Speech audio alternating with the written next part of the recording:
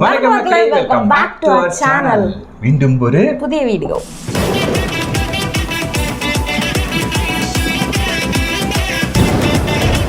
So இந்த வீடியோவில் நம்ம எதை பற்றி பார்க்க போகிறோம்னா, நம்ம தமிழ்லைட் சேனலில் தான் வீடியோ கொண்டு வந்திருக்கோம். முந்தின நேற்று ஒரு வீடியோ போட்டிருந்தாங்க, புலம்பிகிட்டே இருக்காதீங்க ரஜினி சார்.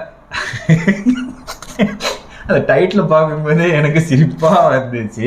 ரஜினி சாரை வச்சு என்ன பண்ணார், ஏது பண்ணார், என்ன ரோஸ் பண்ணியிருக்காரு அப்படின்னு தெரில.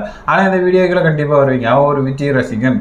அந்த வீடியோவில் நம்ம ஒரு இது பண்ணியிருந்தோம்ல, விஜயகாந்த் சாரோட ஒரு வீடியோ பண்ணியிருந்தோம்ல, அதில் வந்து நீங்கள் வந்து விஜயோட ரசிகர், அதனால் அவரை தாக்குறீங்க, இவரை தாக்குறீங்க, அப்படி இப்படின்ட்டு நிறைய பேர் வந்து சொல்லிட்டு இருந்தீங்க. அவர் யாரோட ரசிகராக இருக்கிறாரோ இல்லையோ அது விஷயம் இல்லை.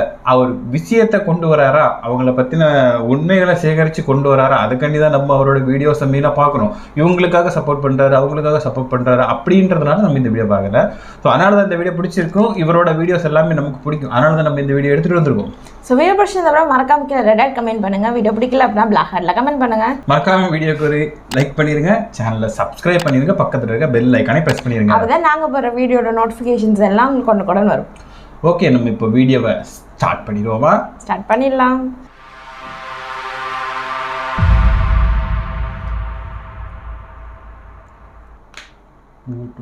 தமிழக அனைவருக்கும் வணக்கம்.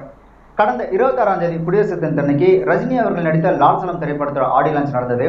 அந்த ஆடியோ லான்ச்ல ரஜினி அவர்கள் பல விஷயங்களை பத்தி பேசியிருந்தாரு. அதுல குறிப்பிட்டு சொல்லணும் அப்படின்னா, இந்த காக்கா கழுகு அந்த கதையை பத்தி ஒரு விளக்கம் கொடுத்திருந்தாரு. இந்த காக்கா கழுகு கதை அதை பத்தி உங்களுக்கு நல்லாவே தெரியும். ஜெயிலர் ஆடியோ லான்ச்ல ரஜினி சார் பத்த வச்சது. ஜெயிலர் ஆடியோ லான்ச்ல ரஜினி சார் பத்த வச்சதுக்கு அப்புறம் அது பார்த்தீங்கன்னா சோசியல் மீடியா ஃபுல்லா சும்மா பத்திக்கிட்டு இருந்தது. அதை பத்தி இந்த ஆடியோ லான்ச்ல என்ன சொல்லியிருந்தாரு அப்படின்னா, நான் அந்த காக்கா கழுகு கதையில விஜய் தான் சொன்னேன் அப்படின்னு தப்பா புரிஞ்சுக்கிட்டு சோசியல் மீடியால வேற மாதிரி எழுதி வச்சுட்டாங்க. இது வந்து உண்மையாவே எனக்கு வந்துட்டு ரொம்ப வருத்தத்தை கொடுத்தது. விஜய் ஏன் கண்ணு முன்னாடி வளர்ந்த ஒரு பையன், அவர் வீட்டில் தர்மதி தலைவன் ஷூட்டிங் அப்போ அவர் மேலேருந்து எட்டி பார்ப்பாரு. அப்போ அவருக்கு வந்துட்டு ஒரு 13-14 வயசு தான் இருக்கும். அப்போ சந்திரசேகர் வந்துட்டு இதுதான் என் பையன், அவனுக்கு வந்துட்டு ஆக்டிங்ல இன்ட்ரெஸ்ட் இருக்கு, ஆனால் இப்போ படிப்பு தான் முக்கியம் நான் நினைக்கிறேன், அவனுக்கு கொஞ்சம் அட்வைஸ் பண்ணுங்களேன் அப்படின்னு சந்திரசேகர் என்கிட்ட கேட்கும்போது, நான் விஜய்க்கு வந்து அப்போ அட்வைஸ் பண்ணியிருந்தேன், இங்கே பாருப்பா முதல்ல படிப்பு தான் முக்கியம், அப்புறம் ஆக்டிங்லாம் பார்த்துக்கலாம் அப்படின்னு விஜய்க்கு அப்போ நான் அட்வைஸ் பண்ணியிருந்தேன். அதுக்கப்புறம் விஜய் வளர்ந்து ஆக்டர் ஆகி படிப்படியா டிசிப்ளின் திறமை உழைப்பால இப்போ அவருக்குன்னு ஒரு இடத்துல இருக்கிறாங்க. நெக்ஸ்ட் அரசியல், அதாவது சமூக சேவை, அதுலயும் ஈடுபடணும் அப்படின்னு நினைக்கிறாங்க. இதுல வந்து எனக்கும் விஜய்க்கும் போட்டி அப்படின்றது எனக்கு மனசுக்கு ரொம்பவே கஷ்டமா இருக்கு. விஜயே சொல்லியிருக்கிறாரு எனக்கு நான் தான் போட்டி அப்படின்னு, நானே சொல்லியிருக்கேன் என் படங்களுக்கு நான் தான் போட்டி அப்படின்னு. ஸோ தயவு செஞ்சு இனிமே இந்த ரெண்டு பேரோட ஃபேன்ஸும் ஒப்பிடாதீங்க. இந்த காக்கா கழுகு இனிமே அதெல்லாம் பண்ண வேண்டாம், இது என்னோட அன்பான வேண்டுகோள் அப்படின்னு லால் சலம் ஆடியோ லான்ச்ல ரஜினிகாந்த் அவர்கள் பேசியிருந்தாங்க. ரஜினி சாரோட இந்த பேச்சு அப்படின்றது அவரோட உயரத்துக்கும் அவரோட அந்த அந்தத்துக்கும் ரொம்ப கௌரவமான பெருந்தன்மையான ஒரு பேச்சு தான். ஏன்னா அவரோட உயரத்தில் இருக்கக்கூடிய ஒரு மனிதர் எப்படி பேசணுமோ அந்த வகையில தான் ரஜினி அவர்கள் பேசியிருந்தாங்க. இதை பார்க்கும்போது நமக்கு எப்படி தோணுது பாருங்க, ரஜினி எவ்வளவு பெருந்தன்மையா நடந்துக்கிறாரு அப்படின்னு, அதனாலதான் ஒரு சூப்பர் ஸ்டார் அப்படின்னு நம்ம எல்லாருக்கும் ரொம்பவே பெருமையா தான் இருக்குது. ஆனா ரஜினி சார் எங்க ரெண்டு பேர் ஃபேன்ஸுக்குள்ள தயவு செஞ்சு சண்டை போட்டுக்காதீங்க அப்படின்னு சொல்லி அட்வைஸ் பண்றாரு இல்லையா. உண்மை என்ன அப்படின்னு பாத்தீங்கன்னா, இந்த சண்டையை ஊதி பெருசாக்குனதே ரஜினி சார் தான். இந்த சண்டை சமீபத்துல எப்போ பெருசா ஆரம்பிச்சது அப்படின்னு பாத்தீங்கன்னா, வாரிசு திரைப்படத்தோட ஆடியோ லான்ச் தான். அந்த ஆடியோ லான்ச் பார்த்தீங்கன்னா December 24, 2022 நடந்தது. அந்த ஆடியோ லான்ச்சில் பேசின சரத்குமார் அவர்கள் என்ன சொல்லியிருந்தாங்க அப்படின்னா, விஜய் தான் இப்போதைக்கு சூப்பர் ஸ்டார் அப்படின்னு சொல்லி ரொம்ப அழுத்தமான ஒரு ஸ்டேட்மெண்ட்டை கொடுத்திருந்தாரு. அவர் தொடர்ந்து வந்த அந்த படத்தோட தயாரிப்பாளர் தில்ராஜ் அவர் என்ன சொல்லியிருந்தாரு அப்படின்னா, எஸ் விஜய் தான் சூப்பர் ஸ்டார் அப்படின்னு சொன்னதோட மட்டும் இல்லாமல் விஜய் தான் இப்போதைக்கு நம்பர் 1 இருக்கிறாரு அப்படின்ற மாதிரி அவரும் அழுத்தமா சொல்லிட்டு போயிருந்தாரு. இதுதான் சமீபத்துல இந்த பிரச்சனைக்கான ஒரு ஆரம்ப புள்ளியாவே இருந்தது. அப்ப நான் பேசும்போது the future superstar is Vijay அப்படின்னு சொன்னேன். அது உண்மையானதா நான் பெருமைப்படுறேன். Now about Vijay sir, he is superstar, no doubt he is superstar. Cinema superstar, personally also superstar. அவங்க ரெண்டு பேரும் அந்த மாதிரி பேசுனதுக்கு அப்புறம் அதை தொடர்ந்து பேச வந்த விஜய் அவர்கள் கண்டிப்பா அந்த ஒரு விஷயத்தை மறுத்திருக்கணும். அதாவது நம்பர் 1 அப்படின்ற ஒரு விஷயத்தை விட்டுட்டு சூப்பர் ஸ்டார்னா அது ரஜினி சார் மட்டும்தான், நான் கிடையாது அப்படின்னு அதை வந்து அவர் மறுத்து பேசியிருந்திருக்கணும். ஆனா அந்த இடத்துல விஜய் சார் வந்துட்டு அதை சுத்தமா பண்ணவே இல்லை. அந்த விஷயம் இருக்கு இல்லையா, அந்த ஆடியோ லான்ச்சுக்கு அப்புறம் சோசியல் மீடியால பல பேர் அதை பத்தி கண்ணாபின்னான்னு பேசி ஒரு மிகப்பெரிய ஒரு டிபேட்டே நடந்தது. அதை வந்து அப்படியே விட்டுருந்தாங்க அப்படின்னா சோசியல் மீடியால அந்த உட்காந்து பேசுறவங்க கொஞ்ச நாள் பேசிட்டு அடப்பாங்கப்பா அப்படின்னு சொல்லி அடுத்த பிரச்சனை வரும்போது அடுத்த வேலை வரும்போது அதை அப்படியே மறந்துட்டு போயிருந்திருப்பாங்க. ஆனால் அதை அப்படியே விடாமல் அதை அப்படியே கண்டினியூ பண்ணது யாரு அப்படின்னு பார்த்தீங்கன்னா ரஜினி சாரும் அவரை சார்ந்த நபர்கள் மட்டும்தான். வாரிசு படத்தோட ஆடியோ லான்ச் நடந்தது 2022 டிசம்பர் மாதம் நடந்தது. அதுக்கப்புறம் 2023 ஜனவரி 26ஆம் தேதி, அதாவது இந்த ஜனவரி 26ஆம் தேதி ரஜினி சார் இப்படி பேசியிருக்காரு இல்லையா, அதே போன ஜனவரி 26ஆம் தேதி பார்த்தீங்க அப்படின்னா வைஜி மகேந்திரன் அவர்கள் சாரி கேசி அப்படின்ற ஒரு மூவி லான்ச் ஒன்று வச்சிருந்தாரு. அப்படி ஒரு படம் எடுத்தாரா என்னன்றது அது அப்பாற்பட்ட விஷயம். இந்த சாரி கேசி அப்படின்ற மூவி லான்ச் ஃபங்க்ஷன்ல வைஜி மகேந்திரன் அவர்கள் பேசும்போது அந்த இடத்துல அழுத்தமா ஒன்று சொல்லியிருந்தாரு, சூப்பர் ஸ்டார்னா அது ரஜினி சார் மட்டும்தான், அவர் மட்டும்தான் சூப்பர் ஸ்டார் அப்படின்ற மாதிரி அழுத்தமா சொல்லியிருந்தாரு. அவர் அதோட விடல, அடுத்து என் வாரிசை கூப்பிடுறேன் அப்படின்னு ஒரு வார்த்தையை சொல்லிட்டு, ஐயோ இப்போ வாரிசுனாலே பெரிய பிரச்சனை ஆயிடுதுப்பா அப்படின்னு அந்த வாரிசு ஆடியோ லான்ச் நடந்ததுல அதை அப்படியே லைட்டா குத்தி காட்டு போயிருந்தாரு. ஒன்னு நிச்சயம், சூப்பர் ஸ்டார் அவர் தான், வேற ஒரே ஒரு ரஜினிகாந்த் தான் சூப்பர் ஸ்டாராக இருக்கிறார். இப்ப நிறைய வாரிசு பிரச்சனை வந்துட்டு இருக்கு. ஆனா ஒண்ணு சொல்றேன், இல்ல வாரிசு நான் சொல்றேன், இந்த படத்தை பத்தி ஐயோ நம்மள மாட்டி விடாதீங்க.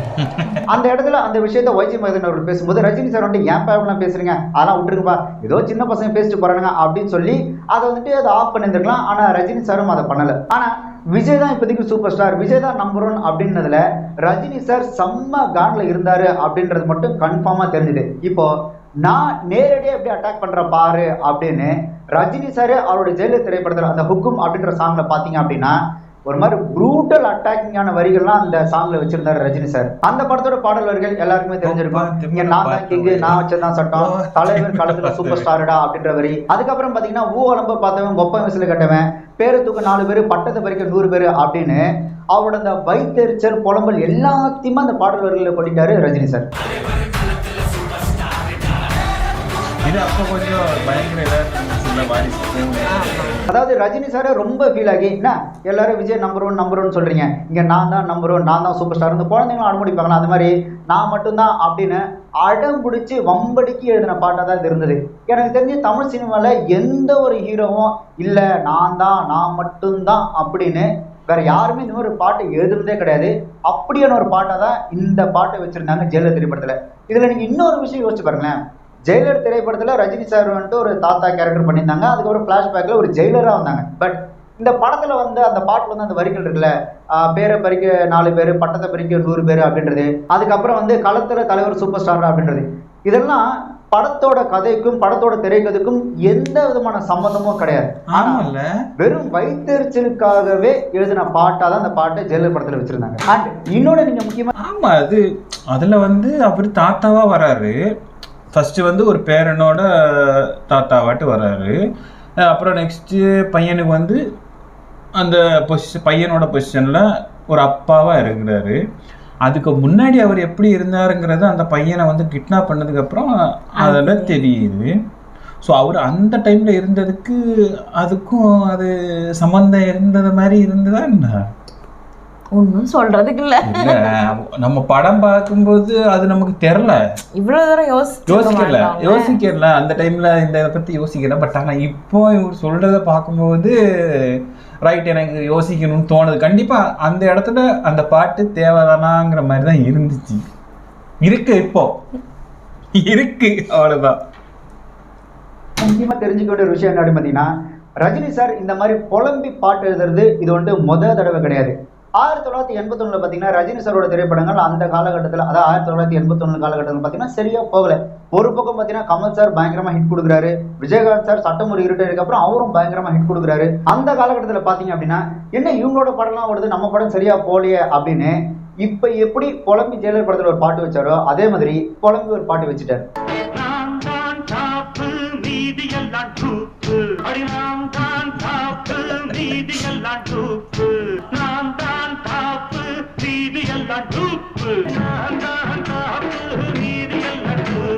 இப்ப பாத்தீங்களே இதுதான் அவர் புலம்பி வச்ச பாட்டு. அவர் அப்பவே அப்படிதான் போது இப்ப சொல்ல வேண்டிய அவசியம் இல்லை. இன்னொன்னு, அதுக்கு முன்னாடி ரஜினி சார் நடிச்ச அண்ணாத்த தர்பார் திரைப்படம் சரியா போகாதும் இந்த புலம்பல் பாட்டுக்கு ஒரு முக்கிய காரணம். இப்படி இந்த பாட்டு மூலியமா இந்த மாதிரி ஒரு பிரச்சனையை ஊதி பெருசாக்குனதே ரஜினி சார் தான். சரி, அதோட நிப்பாட்டினாரா அப்படின்னு பாத்தீங்கன்னா அதுவும் கிடையாது.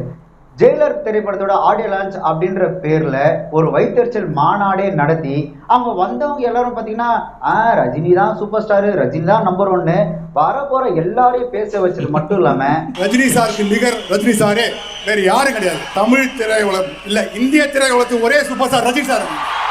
ரஜினி சாரே களத்துல இறங்கி இது நெருப்புல வளர்ந்த மரம் இந்த ரஜினிகாந்த் அப்படின்னு ஆரம்பிச்சு வழக்கமான நான் ஒரு குட்டி கதை சொல்றேன் அப்படின்னு இந்த காக்கா கழுகு கதையை ஆரம்பிச்சு இந்த காக்கா மற்ற பறவைங்கெல்லாம் பார்த்தீங்கன்னா பயங்கரமா சேட்டை பண்ணிட்டே இருக்கும். அதே மாதிரி கழுகுகிட்டே சேட்டை பண்ணணும் பார்க்கும். ஆனா கழுகு பார்த்தீங்கன்னா உயர பறந்துட்டே இருக்கும். ஒரு கட்டத்துக்கு மேலே காக்காவால் பறக்க முடியாம அது கீழே இறங்கிடும் அப்படின்ற மாதிரி அந்த காக்கா கழுகு கதையை சொல்லியிருந்தாரு ரஜினி சார். அது ஒரு கதையா சொன்னாரு அப்படின்றத விட ஒரு வைத்தறிச்சல் ஒரு புலம்பலாவே பண்ணியிருந்தாரு அந்த ஆடியோ லான்ச்ல. இந்த காக்கா அந்த கழுகு மட்டும் பார்க்குறது. ஸோ இதுக்கு வந்து பொறாமை. அந்த காக்கா போயிட்டு அந்த கழுகு போய் கொத்தும். அந்த கழுகு வந்து ஒன்றுக்கு பண்ணாது. கழுகு இன்னும் மேலே போகும், காக்காவும் போகும். அது மேலே போகும், அது மேலே முடியாது, கீழே வந்து. ஆனா இப்போ வந்து அந்த கதையை நான் விஜய்க்காக சொல்லலை அப்படின்னு ரஜினி சார் சப்பக்கட்டு கட்டுறதுன்றது எந்த வகையிலும் நியாயமே கிடையாது. ஏன்னா இண்டஸ்ட்ரியில போயிட்டு இருக்கிற ஒரு மிகப்பெரிய டாக் என்ன அப்படின்னு பாத்தீங்கன்னா விஜய் தான் நம்பர் 1, விஜய் தான் சூப்பர் ஸ்டார் ரதஸ்ல இப்போதைக்கு இருக்கிறாரு அப்படின்ற டாக் தான் இண்டஸ்ட்ரிக்குள்ள பரவலா பரவிட்டே இருக்கு. ஸோ அது அவரோட காது பட போகவே தான், அது அவரோட கவனத்துக்கு போகவே தான். இல்ல நான் தான் நம்பர் 1, நான் தான் எல்லாம் அப்படின்ற மாதிரி ரஜினி சார் வந்து அந்த ஜெயிலர் ஆடியோ லான்ச்ல பயங்கரமா பேசுனது. உதாரணத்துக்கு கபாலி படம் நான் வந்து சரியா போலின்னு சொன்னங்காட்டி நிறைய பேர் மேல வருத்தப்பட்டாங்க. உண்மை அதுதான்.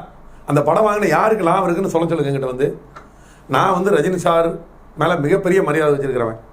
எல்லாத்துக்குமே தெரியும். அவருடைய ஆரம்ப காலத்துல எல்லா படங்களும் கம்ப்ளீட் நாங்கள் தான் ரிலீஸ் பண்ணோம். ஏராளமாக நம்ம படங்களை ரிலீஸ் பண்ணோம். அதில் நாங்கள் சம்பாதிச்சோம், இல்லைன்னு சொல்லலை. ஆனால் ஒரு கட்டத்தில் அவர் ஒரு படம் ரிலீஸ் ஆகும்போதும், ஒரு முத்து ரிலீஸ் ஆகும்போதாகட்டும், ஒரு சிவாஜி ரிலீஸ் ஆகும்போதாகட்டும், ஒரு படையப்பா ரிலீஸ் ஆகும்போதாகட்டும், ஒரு சந்திரமுகி ரிலீஸ், ஒரு படம் ரிலீஸ் ஆனால் என்னை கூப்பிட்டு கேட்பார், படம் எப்படி இருக்குது, என்ன ஏது அப்படின்னு கூப்பிட்டு சொல்லிட்டு இருந்தோம். அன்னைக்கு விமர்சனத்தை அவர் ஏற்றுக்கிட்டாரு. இன்னைக்கு அவர் விமர்சனங்களை ஏற்றுக்க மாட்டேங்கிறாரு, முகஸ்துதி வந்தவங்களை தான் ஏற்றுக்கிறாரு. படம் ஓடுது அப்படின்னு அவர்கிட்ட போய் பில்டப் கொடுக்குறவங்கள தான் இவர் வந்து சந்தோஷமாக ஏற்றுக்கிறாரு. ஏன் மாதிரி நேர்மையை விமர்சனம் பண்ணுறவங்கள அவர் என்ன நினைக்கிறாருன்னு சொல்லிட்டீங்கன்னா, இவ்வளோ நாளாக பழகிட்டு கூட இப்படி தப்பாக சொல்கிறாங்களேன்னு அவர் நினைக்கிறாரு. மனசார நான் தப்பாக சொல்லவே மாட்டேன். எனக்கு என்ன தேவை தப்பாக சொல்லணும்னா? நான் கபாலி படம் வாங்க கிடையாது, யாரோ வாங்கினாங்க, யாரோ எடுத்தாங்க. பட் நான் ஒரு தொழில் இருக்கிறேன். நான் ஒரு தியேட்டர் ஓனராக இருக்கிறேன், ஒரு டிஸ்ட்ரிபியூட்டராக இருக்கிறேன். அந்த படம் ஓடலினா நான் சொல்ல முடியும். இப்போ விஜய் படம் மெர்சல் கிட்ட வந்து கேட்டாங்க, பெரிய ஹிட்டு. எனக்கு தெரிஞ்சு தமிழ் சினிமாவில் இப்போ எல்லாம் சொல்கிறாங்க கபாலி வசூல் மீறடிச்சது கிடையாது. கபாலி மாதிரி டபுள் வசூல் வந்துருக்கு. 7 கோடி ரூபா கோயம்புத்தூர் வசூல் கபாலி, 12 கோடி ரூபா வசூல் மெர்சல். தமிழ்நாட்டில் வந்து 100 கோடியை தர்பார் வந்து கலெக்ட் பண்ணிடுச்சு. பட் பிகிலோட தமிழ்நாடு ஓவரால் கலெக்ஷன் வந்து 52 கோடி அப்படிங்கிற மாதிரி ஒரு சின்ன கணக்கு சொல்றாங்க. அது எந்த அளவுக்கு மிகப்பெரிய தப்பு. அது பிகிலோட கலெக்ஷன் 52 கோடிங்கிறது மிகப்பெரிய தப்பு. கண்டிப்பா பிகிலோடைய கலெக்ஷன் 100 கோடி தாண்டின கலெக்ஷன் தான் தமிழ்நாடு கலெக்ஷன். பிகிலோடைய கலெக்ஷன் 125 கோடியா இருக்கலாம், இல்லாட்டி 130 கோடியா இருக்கலாம், 150 கோடியா இருக்கலாம். ஒழிய நிச்சயமே இவங்க சொல்ற 52 கோடியா இருக்கிறதுனால ரொம்ப அநியாயமா சொல்றாங்க. நார்த் இந்தியா சேட்டலைட் ரைட்ஸ்னு ஒன்று இருக்கு, கேள்விப்பட்டிருப்பீங்க. அதில் நீங்கள் எடுத்துக்கிட்டேன்னாலும் நம்பர் 1 யாருன்னு சொன்னால் திரும்ப அங்கேயும் விஜய் தான் நம்பர் 1ல் இருக்கார். அங்கே போய் இப்போ எல்லாம் ஒர்க் பண்ணுறாங்க இல்லையா அவங்க இந்த நார்த் இந்தியன்ஸ் பசங்கள்லாம், யாரை கேட்டாலும் விஜய் தெரியும். இல்லை வேறு அதுக்கு நெக்ஸ்ட் யாருன்னா தெலுங்கில் அல்லு அர்ஜுன் தெரியும், மகேஷ் பாபு தெரியும். இவங்களெல்லாம் அவங்களுக்கு தெரிஞ்சிருக்கு. அதாவது ஹிந்திக்கு அவங்களுக்கு பிஸ்னஸில் என்னென்னா ஹிந்தி படங்களுக்கு வந்து நெக்ஸ்ட்னு வர்றது என்னன்னா நம்ம படங்கள்ல விஜய் நம்பர் 1ல நிக்கிறாரு அங்க. You keep like everybody now suddenly in my office the other day was talking, "Arey, what is this film coming out? This big Tamil film that is releasing called Sarkar." And everyone's talking about, like, I believe it was the most trending unit. Now everyone sitting in an office in Andheri in Mumbai is talking about a film made out of Chennai called Sarkar with a superstar there. Easily in one of India's biggest stars. I mean, ഞാൻ പറഞ്ഞത് തമിഴ്ന്ന് മാത്രമല്ല, ഇന്ത്യയിൽ തന്നെ ഏറ്റവും കൂടുതൽ revenue generate ചെയ്യാൻ പറ്റുന്ന സ്റ്റാർസിൽ ഒരാളാണ് വിജയ് സർ. അദ്ദേഹത്തിന്റെ സിനിമകൾ ശരിക്കും ഒരു ഓരോ പ്രാവശ്യവും ഒരു വിജയ് സിനിമ ഇറങ്ങുമ്പോൾ ഒരു ഇൻഡസ്ട്രിയുടെ സ്കീമാറ്റിക്സ് ആണ് മാറുന്നത്. അതായത് ഒരു തമിഴ് സിനിമയ്ക്ക് ഇത്രയും റവന്യൂ ജനറേറ്റ് ചെയ്യാൻ കഴിയുന്നുള്ളൊരു വിശ്വാസം അതാണ് വളർന്നുകൊണ്ടിരിക്കുന്നത്. So in a lot of ways I think Tamil commercial സിനിമയുടെ ഒരു പ്രധാന കണ്ണിയാണെന്ന് വിജയ് സർ എന്ന് പറയുന്ന ഒരു superstar. Today, if a Vijay film releases in Kerala, it opens like a superstar Malayalam film. You all know that. மம்முட்டியும் மோகன்லாலும் இந்த சிக்கல் எதிர்கொள்ள அவங்களுடைய மிகப்பெரிய சிக்கல் விஜய் தான். ஏன்னா கேரளா மார்க்கெட்டை துவம்சம் பண்ணியிருக்கிறது தமிழ் படங்கள் தான். இன்னைக்கு ஒரு விஜய் சார் படத்துடைய ஓப்பனிங் வந்து மம்முட்டி சார் மோகன்லால் சாருக்கும் கேரளா இருக்கானா தெரியல. விஜய் இண்டஸ்ட்ரியில நம்பர் 1 சொல்றாங்க, விஜய் தான் சூப்பர் ஸ்டார்னு சொல்றாங்கன்னு அவருக்கு தெரிஞ்சதுனாலதான் அவர் இந்த காக்கா கதையை அந்த ஆடியோ லான்ச்ல சொன்னாரு. இல்லைன்னா சம்பந்தமே ஒரு கதையை சொல்றதுக்கு அவர் ஒன்றும் இல்ல. ஸோ ஒரு காரணம் இருக்குல்ல அவர் அந்த கதையை சொன்னதுக்கு. சரி, அந்த கதையை சொல்லிட்டு அவர் அப்படியே விட்டாருன்னு கேட்டீங்கன்னா அதுவும் கிடையாது. அடுத்து அவர் என்ன சொல்லியிருந்தாரு அப்படின்னா, ஐயோ நான் அந்த காக்கா கழுகு சொன்னதுக்கு அப்புறம் அந்த சோசியல் மீடியாக்காரங்களாம் வந்துட்டு காக்கான்னு இவரை சொல்லிட்டாரு, கழுகுன்னு இவரை சொல்லிட்டாரு அப்படின்னு எழுதிட போறீங்க அப்படின்னு அவர் சொல்லியிருந்தாரு. அதாவது அவர் என்ன சொல்றாரு அப்படின்னா, நான் விஜய் தான் காக்கான்னு சொன்னேன், என்னதான் கழுகுன்னு சொன்னேன், எழுதுங்கடா அப்படின்றத அவருடைய மறைமுகமா ரஜினி அவர்கள் சொல்லியிருந்தாங்க. அவர் இப்படிலாம் பேசிட்டு பினிஷிங்ல ஒரு டச் ஒன்று கொடுத்திருந்தாரு, அர்த்தமாய்ந்தா ராஜா அப்படின்னு. அர்த்தமாய்ந்தி சார், நல்லாவே அர்த்தமாய்ந்தி. உங்களுக்கு மேல ஒரு தமிழ் நடிகன் வளர்றான் அப்படின்ற வைத்தறிச்சலை நீங்க எப்படிலாம் வெளிப்படுத்துறீங்க அப்படின்றது நல்லாவே அர்த்தமாய்ந்தி. அர்த்தமாய்ந்தா ராஜா. நீங்க அந்த ஆடியோ லான்ச்ல அப்படி பேசினதுக்கு அப்புறம் நாங்க ரஜினி சாரோட மிக தீவிர ரசிகர்கள் அப்படின்னு சொல்லிக்கிட்டு ஒரு சில பேர் இந்த சோசியல் மீடியால உட்காந்துக்கிட்டு விஜய மட்டமா பேசுறது, கேவலமா பேசுறதுன்னு பயங்கரமா வாய்விட்டு இருந்தாங்க. ஏன்டா வெளியூர்ல இருந்து வந்து இந்த தமிழ் மக்களுக்கு எதுவுமே பண்ணாத ஒரு நபருக்காக நீ இவ்வளவு பேசுற அப்படின்னா, இதே நாட்டில் பிறந்து தன்னால முடிஞ்ச இந்த மக்களுக்கு செய்யற விஜய்க்காக நாங்க பேச மாட்டோமா அப்படின்னு ரஜினி அவர்களை பத்தின பல உண்மைகள், அவர் இதுக்கு முன்னாடி என்ன பண்ணாரு, மக்களை எப்படிலாம் ஏமாத்தினாரு, அரசியலுக்கு வரணும் ஆசை காட்டி எப்படிலாம் மக்களை ஏமாத்தினாரு, அரசாங்கத்தெல்லாம் எப்படிலாம் ஏமாத்தினாரு அப்படின்னு பல உண்மைகளை ஆதாரத்தோட தமிழ்நாட்டுக்காரன் 4 வீடியோவை போட்டிருந்தான். இப்ப இதனால அசிங்கமா அவமானமும் உங்களுக்கு தான். நீங்க பேசுறது மட்டும் இல்லாம உங்களோட ஆளுங்களை விட்டு எல்லா சோசியல் மீடியாவிலும் தப்பா பேச வச்சது உங்களோட தவறு.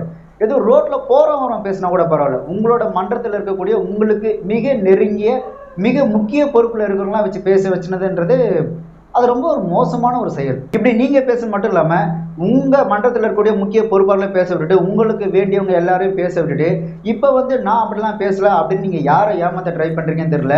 உங்களுக்கு ஒரு பரபரப்பு வேணும், உங்களுக்கு ஒரு அட்டென்ஷன் வேணும் அப்படின்னா நீங்க என்ன வேணாலும் எப்படி வேணாலும் பண்ணுவீங்கன்றது நல்லாவே தெரியும். ஜெயிலர் ஆடியோ லான்ச்ல நீங்க அப்படி பேசுனதுக்கு அப்புறம் சோசியல் மீடியாவில் பாத்தீங்கன்னா நாரிட்டு கறந்தது. உங்க 2 ஃபேன்ஸுமே பாத்தீங்கன்னா அடிச்சுட்டு செத்தானுங்க. அவன் குடும்பத்தை இவனும், இவன் குடும்பத்தை அவனும், ஒரு மாதிரி ரொம்ப கேவலமா எல்லாரும் நடந்துக்க ஆரம்பிச்சாங்க. இதை நீங்க அப்போ சொல்லியிருந்திருக்கலாமே, ஏன்பா நான் அப்படிலாம் அர்த்தம் பண்ணி சொல்லலை, தயவுசெய்து நீங்க தப்பா எடுத்துக்காதீங்க, நான் விஜய் மீன் பண்ணல, இப்படிலாம் சண்டை போட்டுக்காதீங்க, நீங்க அப்போ சொல்லியிருந்திருக்கலாம். எங்கே அந்த ரிசர்வ் போயிருமோன்னு பயந்து சும்மா இருந்துட்டீங்க. தமிழ்நாடே பத்திக்கிட்டு எரிஞ்சுது. அதை பத்தி உங்களுக்கு கவலை இல்லை. இப்போ உங்களுடைய ஒரே குறிக்கோள் உங்க பதவியை விட்டுறக்கூடாது, அப்படிதானே? ஆனா அப்பெல்லாம் வந்து ஏப்பா இந்த மாதிரிலாம் சண்டை போட்டுக்காதீங்க, நான் அப்படி மீன் பண்ணி சொல்லவே இல்லைன்னு அப்படின்னு சொல்லாம இப்ப வந்து நான் அப்படிலாம் சொல்லலாம் அப்படின்றது எப்படி இருக்கு தெரியுமா? இந்த மாயி படத்துல வந்துட்டு ஒரு டயலாக் ஒன்று வரல, இந்த நேரத்துல தும்னாதான் கரெக்டா இருக்கும் அப்படின்னு இந்த ஹட்சின் தும்னா மாதிரி தான் நீங்க பேசுனதே இருக்கு. இப்போ உங்களோட லால் சலா திரைப்படம் ரிலீஸ் ஆகும் போது இந்த மாதிரி பேசிட்டீங்க அப்படின்னா படம் ரிலீஸ் ஆகிற வரைக்கும் இந்த ஸ்பீச்ன்றது ஒரு மாதிரி ட்ரெண்டிங்லேயே இருக்கும், படத்துக்கு ஒரு சின்ன ஹைப் கிடைக்கும். எதுக்கு இதெல்லாம்? அந்த வாரிசு ஆடியோ லான்ச்ல அவங்க பேசினாங்களே அதை நீங்க பெருந்தன்மையா அட போப்பா இதை சின்ன பசங்க பேசிட்டு இருக்காங்க அப்படின்னு நீங்க பெருந்தன்மையா பேசாம விட்டுருந்தாலே இந்த மாதிரி ஒரு சரியான ஒரு சண்டை நடந்திருக்காது. சோசியல் மீடியால பத்த வச்சு ரசிகர்களை உசுப்பேத்தி அதன் மூலமா ஒரு மிகப்பெரிய ஒரு லாபத்தை நல்லா அறுவடை செஞ்சதுக்கு அப்புறம் இப்ப வந்து நான் அப்படிலாம் சொல்லலாம் அப்படின்னு சப்ப கட்டுறதுன்றது ரொம்ப மோசமான ஒரு செயல் தான். அதாவது ஒரு சுலபமா தீர்க்க வேண்டிய ஒரு விஷயத்த உங்களோட சுயலாபத்துக்காக நல்லா ஊதி பெருசாக்கி அதன் மூலமா நல்ல ஒரு வருமானத்தை பார்த்ததுக்கு அப்புறம் இப்ப வந்து சொல்றதுன்றது ஒரு பெரிய மனுஷ தன்மையே கிடையாது. சுலபமா தீர்க்க வேண்டிய பிரச்சனையை உங்க சுயலாபத்துக்காக பெருசா வளர விட்டுட்டு இப்ப சப்ப கட்டுறீங்களே. நீங்க இந்த லாஸ் எல்லாம் ஆடியோ லான்ச்ல இந்த மாதிரி பேசுனதுக்கு அப்புறம் சூப்பர் ஸ்டார் பாத்தீங்களா எவ்வளவு பெருந்தன்மையோடு நடந்துக்கிட்டாரு ஓன்னு சொல்லி பயங்கரமா கத்திட்டு இருக்கிறாங்க. நீங்க சொன்னதெல்லாம் நம்புறதுக்கு நான் ஒன்றும் மென்டலான் கிடையாது. நீங்க இந்த லாஸ் எல்லாம் ஆடியோ லான்ச்ல இந்த மாதிரி பேசுனதுக்கு அப்புறம் நிறைய பேர் என்ன சொல்றாங்க அப்படின்னா பாத்தீங்களா எங்க சூப்பர் ஸ்டார் எவ்வளவு சூப்பரா பேசிட்டாரு, இதனாலதான் அவர் சூப்பர் ஸ்டார் அப்படின்னு சொல்லி ஒன்னு பயங்கரமா பேசிட்டு இருக்கிறாங்க. இதெல்லாம் அவங்க வேணா நம்பலாம், ஆனா இதெல்லாம் நம்புறதுக்கு நான் ஒன்றும் மென்டலான இல்லை. இவங்க எல்லாரும் நினைச்சிட்டு இருக்கிறாங்க இந்த பிரச்சனை ஏதோ இந்த வாரிசு ஆடியோ லான்ச்ல தான் ஆரம்பிச்சது அப்படின்னு. இந்த பிரச்சனை இப்ப ஆரம்பிச்சல, இந்த நம்பர் 1 இந்த சூப்பர் ஸ்டார் அப்படின்ற பிரச்சனை இப்ப ஆரம்பிச்சல. 2006 இந்த பிரச்சனை முதல்ல ஆரம்பிச்சு வச்சதே கே பாலச்சந்தர் அவர்கள் தான். விஜய் பாத்தீங்கன்னா இந்த 2006 அந்த 2002 காலகட்டத்துல பாத்தீங்கன்னா திருமலை, கில்லி, திருப்பாச்சி, மதுரை அப்படின்னு சொல்லி பயங்கரமான ஹிட் கொடுக்க ஆரம்பிச்சிட்டாப்ல. எல்லாமே பாத்தீங்கன்னா ஒரு மாஸ் ஹிட். அதை பார்த்த கே பாலச்சந்தர் அவர்கள் 2006 வந்து ஒரு ஸ்டேட்மெண்ட் ஒன்று கொடுத்திருந்தாரு. அதாவது அடுத்த சூப்பர் ஸ்டார் ஆகக்கூடிய அந்த மாஸ் தகுதி, அந்த மாஸ் ஆடியன்ஸ் வச்சிருக்கிற ஒரு தகுதி அப்படின்றது விஜய்க்கு இருக்கு அப்படின்னு 2006 முதல்ல ஸ்டேட்மெண்ட் கொடுத்தவரே கே பாலச்சந்தர் அவர்கள் தான். அதுக்கப்புறம் பாத்தீங்கன்னா ஒரு சில நடிகர்கள், முக்கியமா இந்த பிரகாஷ் ராஜ் மாதிரி நாட்கள்லாம் பாத்தீங்கன்னா எஸ் விஜய் தான் நெக்ஸ்ட் சூப்பர் ஸ்டார் அப்படின்ற மாதிரி 2006 பேச ஆரம்பிச்சிருந்தாங்க. என்னுடைய 15 வருஷம் சினிமா வாழ்க்கையில நிறைய நடிகர்கள், நிறைய நகைச்சுவை நடிகர்கள், நல்ல இயக்குநர்கள், மனிதர்கள் பணக்காரனானதும் பேர் அடைஞ்சதும் நான் பார்த்திருக்கேன். அந்த பேரும் புகழும் வந்த உடனே மாறி இருக்கிறத பார்த்திருக்கேன். பட் விஜய் மனுஷனாவே இருக்காரு. ஆனா ஒரு சக நடிகனா எனக்கு வந்து who do you think is the big actor today, popular actor today? நான் அது நிறைய நடிகர்களோட பேசியிருக்கேன். நடிகர்கள் இதை நான் வந்து பல நடிகர்கள் இதை தப்பா எடுத்துக்க கூடாது, ஏனென்றால் இது பெருமை கொடுக்க வேண்டிய விஷயம், உண்மையை ஒத்துக்க வேண்டிய விஷயம். I think you are the next superstar Vijay. இந்த சூப்பர் ஸ்டார் நம்பர் 1 அப்படின்ற சண்டை பாத்தீங்கன்னா 15 வருஷத்து பக்கம், அதான் 2006 ஆரம்பிச்சது.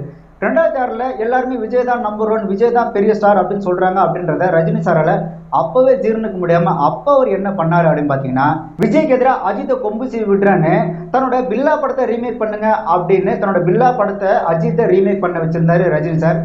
2006 அவர் இந்த வைத்தறிச்சலோட பண்ணதான் அந்த ரீமேக் திரைப்படமே. ஆக்சுவலா இங்க அஜித் நல்ல நடிகர், அஜித் ரொம்ப பிடிக்கும் அப்படின்றத தாண்டி விஜய்க்கு எதிராக ஒரு நபரை வளர்க்கணுன்றதுக்காகவே வளர்க்கப்படுறவர் தான் அஜித் அவர்கள். நீங்க தென் மாவட்டம் போய் பாருங்களேன், அஜித்தை ஏன் பிடிக்கும் அப்படின்னு கேட்டா முக்காவாசி பேர் என்ன சொல்லுவாங்கன்னா அவர் எங்காலு அப்படின்னு சொல்லுவாங்க. ஆக்சுவலா அஜித் வந்து ஒரு ஐரு, அதுவே தெரியாம அஜித் எங்காலு அப்படின்னு சொல்லி கொண்டாடணும் தவிர அஜித் அவரோட இந்த நடிப்பு திறமை பார்த்தாலும் அவர் யாரும் பெருசா கொண்டாடுறதே கிடையாது. இன்னொன்று முக்கியமா, அஜித்துக்கு சப்போர்ட் பண்ற 90% பேர் என்ன மனநிலை இருப்பாங்க அப்படின்னா, எங்க ஜாதி தான் பெருசு, எங்க ஆளுங்க தான் பெருசுங்கன்னு இந்த ஜாதி சுத்தானுங்களே, அவனுங்க தான் அஜித்துக்கு முக்காவாசி சப்போர்ட் பண்ணாங்க. இதுக்கு மிக முக்கிய காரணம் விஜய் அவர்களோட கேஸ்டும் இதுக்கு ஒரு மிக முக்கிய காரணம். நீங்க இந்த தென் மாவட்டங்கள அவங்களுக்கு பிடிச்ச இந்த ஹீரோஸோட பேரை கேட்டாலே அதுல நீங்க ஈஸியா கண்டுபிடிச்சலாம். அவன் எப்படி தெரியுமா வரிசைப்படுத்துவான்? முத்துராமன், கார்த்தி, பிரபு, அஜித், கௌதம் கார்த்திக். இவங்களுக்கு ஒருத்தருக்கு ஒருத்தர் நடிப்புலையோ இல்லை திறமையிலயோ எந்த விதமான சம்மந்தமும் இருக்காது. ஆனா இவங்க எல்லாத்தையும் இவங்க சம்மந்தப்படுத்தி பாக்குறது எது அப்படின்னு பாத்தீங்கன்னா அந்த கேஸ்ட் அப்படின்ற ஒரே ஒரு விஷயத்தினால மட்டும்தான். இதனாலதான் ரஜினி அவர்கள் 2006 காலகட்டத்தில் விஜய்க்கு எதிராகவும் அஜித்துக்கு சப்போர்ட் பண்ணியும் நடந்துக்கிட்டது. இந்த ஜெயிலர் ஆடியோ லஞ்ச்ல அவர் பேசி அந்த பொழப்பி தள்ளதும் சரி, அந்த ஜெயிலர் திரைப்படத்தில் இருந்த ஹுக்கும் சாங்ல இந்த நான் தான் நம்பர் 1, நான் தான் சூப்பர் ஸ்டார்னு அந்த வரிகள் வந்துல, இதுக்கு விஜய் நம்பர் 1, விஜய் தான் பெரிய ஸ்டார் அப்படின்னு சொன்னது மட்டும் ஒரு காரணம் கிடையாது. அவரோட சக போட்டியாளராக இருந்த கமல் சார் இருக்கார்ல, அவரோட பேசுறது என்னமோ அவரு தான் மூச்சுதான் நமக்கு. விக்ரம் திரைப்படம் பார்த்தீங்கன்னா ஒரு பிளாக் பஸ்டர் ஹிட் அடிச்சது. அதுக்கு முன்னாடி ரஜினி சாரோட அந்த அண்ணாத்த படம் சரியா போகல, அதுக்கு முன்னாடி இந்த தர்பார்லாம் சரியாக போகல இல்லையா. ஸோ இது எல்லாத்தையும் சேர்த்து இது எல்லாத்துக்கும் நான் பதில் சொல்ற மாதிரி தான் மொத்தமாக ஒரு புலமை தெளிந்தாரு. அதே மாதிரி பார்த்தீங்கன்னா இந்த கோச்சடியா, லிங்கா, காலா திரைப்படம்லாம் சரியா போகல அப்படிங்கும்போது மற்ற ஹீரோக்கள் படம்லாம் வந்துட்டு பெருசா ஹிட் ஆகுது அப்படின்ற ஒரு சூழ்நிலை இருக்கும்போது அப்போ ரஜினி சார் இப்படிதான் புலமை தன்னாரு. இந்த 2.0 திரைப்படத்தில் பார்த்தீங்க அப்படின்னா I'm the only one super one no comparison அப்படின்னு டைலாக 2.1 வச்சு அப்பவும் நான் தான் அப்படின்னு அடம்பிடிக்கிற டைலாக வச்சிருந்தாரு. இப்போ அவன் தான் இங்க நம்பர் 1, நீ இல்ல. ஏய், இந்த நம்பர் 1 நம்பர் 2 எல்லாம் பாப்பா விளையாட்டு. ஐ ஆம் த ஓன்லி ஒன் சூப்பர் ஒன். இந்த ஒரு சில பேர் சொல்றாங்கல்ல ரஜினி சார் குழந்தை மனசு அப்படின்னு. எஸ், ரஜினி சார் குழந்தை மனசாவே இருக்கலாம். அதுக்காக ஒவ்வொரு தடவையும் நான் தான் நம்பர் 1, நான் தான் சூப்பர் ஸ்டார்னு அடம் பிடிச்சிட்டே இருக்கிறது எந்த வகையில் நியாயம்? இந்த சோசியல் மீடியால ரஜினிக்கு ஆதரவா சப்போர்ட் பண்ணி பேசுறவங்க எல்லாருமே ரஜினி சார் மேல ஒரு அன்பு பாசம் கொண்டு ரஜினி சார் தான் எப்பவுமே சூப்பர் ஸ்டாரா இருக்கணும் அப்படின்ற எண்ணம் கொண்டவங்க. அப்படி ஒரு எந்த ஒரு ஈர வெங்காயமும் கிடையாது. அதாவது ரஜினி சார் வந்து அவர் இப்ப சூப்பர் ஸ்டார் இல்லப்பா, அவர் இருந்துட்டு போற இல்லைன்னா இல்லாம போற போப்பா அப்படின்றவாங்க. ரஜினி சாரே வந்து எனக்கு சூப்பர் ஸ்டார் பட்டமே வேணாம், இந்த பட்டத்தை விஜய் எடுத்துக்கிட்டோம் அப்படின்னு சொன்னா கூட ரஜினி சார் வந்து யோ போயா அப்படின்னு சொன்னாலும் சொல்லுவாங்க. ஏன் அப்படின்னா இங்க ரஜினி சார் சூப்பர் ஸ்டாரா இருக்கணும், ரஜினி நம்பர் 1 இருக்கணும் அப்படின்றது இவங்களோட ஆசைலாம் கிடையாது. ஆனா எக்காரணத்தை கொண்டும் விஜய் நம்பர் 1 இடத்துக்கு வரக்கூடாது, விஜய் அடுத்த சூப்பர் ஸ்டார்ன்ற ஒரு கட்டத்துக்கு வரக்கூடாதுன்றதா இவங்களோட மிக முக்கியமான நோக்கமே. இந்த விஜய் சூப்பர் ஸ்டார், விஜய் தான் நம்பர் 1 அப்படின்னு சொன்ன உடனே விஜய் எப்படி நம்பர் 1, விஜய் எப்படி நீங்க சூப்பர் ஸ்டார்னு சொல்லலாம், ரஜினியோட வரலாறு தெரியுமா, ரஜினியோட ஹிட்ஸ் தெரியுமா அப்படின்னு ஒன்று சோசியல் மீடியால பல பேர் கத்துனானுங்கல்ல. இவங்க எல்லாருமே மாவீரன் திரைப்படத்தோட ஆடியோ லான்ச்ல சிவகார்த்திகேயனை வர்றவங்க போறவங்க எல்லாருமே சிவகார்த்திகேயன் தான் குட்டி ரஜினி, சிவகார்த்திகேயன் அடுத்த ரஜினி அப்படின்னு சொன்னாங்களே. அதை எதிர்த்து எவனுமே ஒருத்தனுமே ஒரு வார்த்தை கூட கேட்கல. அது எப்படி சிவகார்த்திகேயன் இப்போ வந்த பையன், அவன் எப்படி நீங்க ரஜினி கூட ஒப்பிடலாம், அவன் எப்படி நீங்க அடுத்த ரஜினி, இந்த ரஜினி, குட்டி ரஜினின்னு சொல்லலாம் அப்படின்னு யாருமே எதுவுமே கேட்கல. இவர் நடிச்சிட்டு இருக்கும்போது ஆர்கானிக்கா என்னோட கோஸ்டார் ரஜினி சார் ஒரு லுக் வரும். மை கோஸ்டார் ரஜினி சார், அதே மாதிரி நீங்களும் இருக்கீங்க. யோ மை குட்டி ஆறுன்னு அப்பப்போ சொல்லிட்டே இருப்பேன், குட்டி ரஜினி சார் சொல்லுவேன். சரிதா மேடம் வந்து சொன்னாங்க, శివ வந்து రజనీ మరి నా சொல்லுவேன் శివ రజనీ தான். మా హీరో గారి నుంచి ఇంకొక విషయం చెప్పాలనుకుంటాను. ఆయన చూస్తుంటే షూటింగ్లో ఆ సీన్స్ మానిటర్లో చూస్తుంటే ఆయన నాకు ఏదో చిన్న రజనీ గారు లాగా అనిపిస్తారు. இவ்வளோங்க ராகவா லாரன்ஸ் நடித்த மொட்டை சிவா கெட்ட சிவா படத்தில் மக்கள் சூப்பர் ஸ்டார் ராகவா லாரன்ஸ் அப்படின்னு சொல்லி டைட்டில் கார்டே போட்டாங்க. இப்போ இந்த விஜய் சூப்பர் ஸ்டார் சொல்லும்போது கத்திட்டு வந்தானுங்களே, அவனுங்க எவனுமே ராகவா லாரன்ஸ் ஒரு படி மேலே போய் மக்கள் சூப்பர் ஸ்டார்னு பட்டம் போட்டுக்கிட்டாரு. அப்போ வந்து ஒரு வார்த்தை கூட இவனுக்கு கேட்கவே இல்லை. இங்கே இருக்கிற பல பேருக்கு உண்மையான பிரச்சனை என்ன அப்படின்னு பார்த்தீங்கன்னா, சூப்பர் ஸ்டாரா எவனாவது இருந்து போட்டோம், நம்பர் ஒன்னா அது எவனா இருந்து போட்டோம் எங்களுக்கு என்ன அப்படின்றதான். ஆனால் இந்த சூப்பர் ஸ்டார் இந்த நம்பர் 1 பிளேஸுக்கு எக்காரணத்தை கொண்டு நீங்கள் விஜயை சொல்லிடக்கூடாது அப்படின்றது தான் இவங்களோட மிகப்பெரிய பிரச்சனையே. இப்போ சிவகார்த்திகேயன் தான் அடுத்த சூப்பர் ஸ்டார்னு சொல்றது கூட இங்க தயாராகவே இருப்பான். சிவகார்த்திகேயன் என்ன, அவரோட பையனே வளர்ந்து அவரு ஒரு படம் நடிச்சா கூட சூப்பர் ஸ்டார் படத்தை அவரு கொடுத்தா கூட அட எவனாவது அந்த படத்தை எடுத்துட்டு போங்கடா அப்படின்னு சொல்லி கண்டுக்க மாட்டாங்க. இங்க பிரச்சனையே விஜய நம்பர் 1 சொல்றதுதான் இங்க இருக்கக்கூடிய ஒரு மிகப்பெரிய பிரச்சனை. அப்படிதான் இந்த ரஜினியோட ரசிகன் அப்படின்னு சொல்லி ஒரு ஆள் பேசணும். அந்த ஆள் என்ன சொல்றான்னா, ஏங்க அடுத்த சூப்பர் ஸ்டார் சிவகார்த்திகேயன் தாங்க அப்படின்னு சொல்றான். இன்னும் சொல்ல போனா வெளிப்பட சொல்ல போனா ரஜினிக்கு அப்புறம் சூப்பர் ஸ்டார் வந்து சிவகார்த்திகேயன் தான் எனக்கு தெரியும். ஓ அப்படியா? உண்மையான ஓ அதாவது அவனுக்கு அந்த சூப்பர் ஸ்டார் போட்ட அந்த நம்பர் 1 பிளேஸ் அதெல்லாம் ஒரு பிரச்சனையே கிடையாது. ரஜினி இருந்தானே இல்லாட்டேன்னு எங்களுக்கு அதை பத்தி கவலை இல்லை. ஆனா விஜய் வரக்கூடாது. அதுக்காக ஏங்க அடுத்த சூப்பர் ஸ்டார் சிவகார்த்திகேயன் தாங்க, அவர் தாங்க நம்பர் 1 அப்படின்னு ரஜினியை இன்னும் மேலும் மடந்தாப்ல. ஆனா பேசும்போது என்ன பேசினாப்லன்னா, நான் ஒரு ரஜினியின் மிக தீவிர ரசிகன் அப்படின்னு தான் பேசினாப்ல. இப்போ அவன் பிரச்சனை என்ன, ரஜினி சூப்பர் ஸ்டாரா இருக்கிறதா? அது கிடையாது, விஜய் சூப்பர் ஸ்டாரா வரக்கூடாது அப்படின்றத அவங்களோட மிகப்பெரிய பிரச்சனையே. இன்னொன்று, நாம ஏன் இவங்களை மென்டல் அப்படின்னு சொல்லி கூப்பிடுறதுக்கு நாம ஏற்கனவே பல உதாரணம் சொல்லிட்டோம். அதுல அந்த மென்டல் பேசின இன்னொரு வார்த்தை என்ன தெரியுமா, ரஜினி செஞ்ச சாதனையை எம்ஜிஆர் கூட செய்யலைங்க, எம்ஜிஆர் நாங்கள் சினிமாவில் பெருசா சாதிச்சாரு அப்படின்னு எம்ஜிஆரே மட்டம் தட்டி பேசுறான். அந்த அளவுக்கான மென்டல். நீங்க எம்ஜிஆர் கூட அடுத்த விஜய் சொல்லிக்கோங்க, பிரச்சனையே கிடையாது. எம்ஜிஆரும் வந்து பெரிய ஒரு சினிமால பெரிய சாதிச்சவெல்லாம் கிடையவே கிடையாது. நான் சொல்றேன் சாதிச்சவர். ஆமாங்க, ரஜினி இது கடைசி 10 வருஷத்துல ஒரு 4 படம் நல்லா ஓடின படம், ஹிட் ஆன எல்லா படமும் ஹிட் தான். ரஜினி படம் எல்லா படமும் சொல்லுங்க, வரிசைப்படுத்துங்க சார். ஒரு 5 படம் சொல்லுங்க. எல்லா படமும் ஹிட் தான். கடைசி ஒரு 10 வருஷத்துல 4 படம் சொல்லுங்க. அண்ணா போய்டுவோ, கபாலி, லிங்கா கூட வெற்றி படம் தாங்க. ஐயா பைத்தியங்க. சோ இவங்களோட எண்ணம் அப்படின்றது இவ்வளவுதான். ரஜினி சார் இந்த சினிமா உலகத்துல என்ன பண்ணாருன்றதை தாண்டி இந்த சமூகத்துக்கு அவர் செய்த ஒரு மிகப்பெரிய சாதனை என்ன அப்படின்னு பாத்தீங்கன்னா, இந்த மாதிரி மென்டல் ஆண்களை உருவாக்குனது தான் ரஜினி சாரோட ஒரு மிகப்பெரிய சாதனை. ஜெயிலர் ஆடியன்ஸ்ல காக்கா கழுகு அப்படின்னு விஜய் கம்பேர் பண்ணி பேசிட்டு, இந்த ஆடியன்ஸ் வந்து நான் அந்த கதையை விஜய்க்காக சொல்லல அப்படின்னு இந்த மாத்தி பேசுற கதை இருக்குல்ல, இது ஒன்றும் ரஜினி சாருக்கு ஒன்றும் புதுசான ஒரு விஷயமே கிடையாது.